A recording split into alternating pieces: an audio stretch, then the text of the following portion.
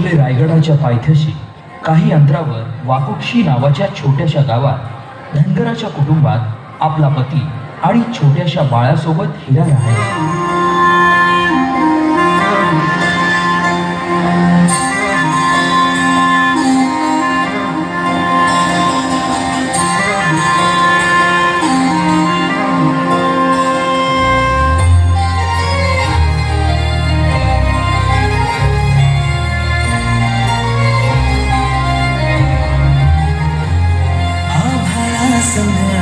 मातीचं नांदन जीव झाला चकवा चांदन. आभाळा संग मातीचं नांदन जीव झाला चकवा चांदन. दिवसाच दिस त्यात तारया नभामध्ये, दिवसाच दिस त्यात तारया नभामध्ये. हो जगन हे न्यार झालं, जगन हे ज्ञान झालं, जगन हे न्यार झालं, जगन न्यार झालं. नेहमीप्रमाणे एके दिवशी हिरानं गोठ्यातून जनावरांचं दूध काढलं आणि आपल्या तान्ह्या बाळाला खेळवून पुन्हा त्याला घरी सोडून ती रायगडावर निघाली. तो दिवस होता कोजागिरी पौर्णिमेचा.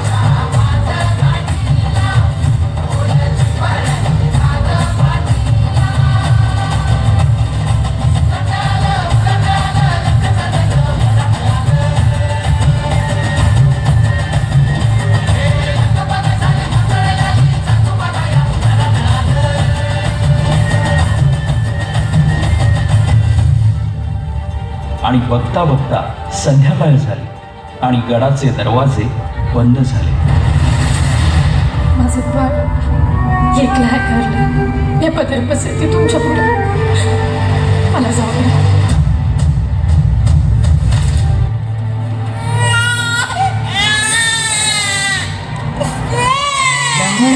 जीव पुन्हा उमलून येई, कानी येते हाक जेव्हा आई आई आई. दमलेला जीव पुन्हा उमलून येई, कानी येते हाक जेव्हा आई आई आई आई आई आई आई आई आई आई. कुठून तरी रस्ता असेल ना. एवढा मोठा गड. त्याचा जो पश्चिमेचा कडा आहे तिथं न तटबंदी न बुरुज कडा असा भडकतो का तिथून फकस्त वारावर येतो आणि पाणी खाली राहतो. पण माझं बाळ. आई भावाने राहील पाठीशी उभी. आई भवानीला समधीकडे पोचता येत नाही म्हणून तर तिनं आई बनवलं. पोटासाठी घरी रोज हिंडते पाऊल, कान घेते क्षण क्षण पिलांची चाहूल.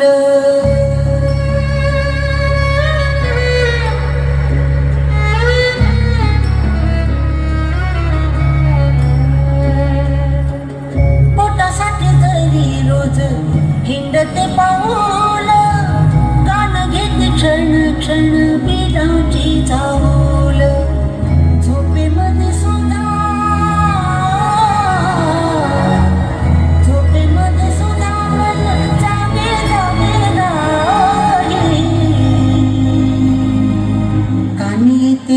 दारात जेव्हा आई आई आई आई आई आई आई आई आई आई राज आज्ञेमुळं दरवाजा उघडणं शक्य नसल्यानं तिचं म्हणणं कुणीच ऐके नाही. आता हिराच्या डोळ्यासमोर येत होतं ते म्हणजे तिचं घरी एकटं असलेलं तान्हं बाळ. त्याच्या आठवणीनं व्याकुळ झालेल्या हिरानं किल्ल्याच्या कडावरून खाली उतरण्याचा निर्णय घेतला.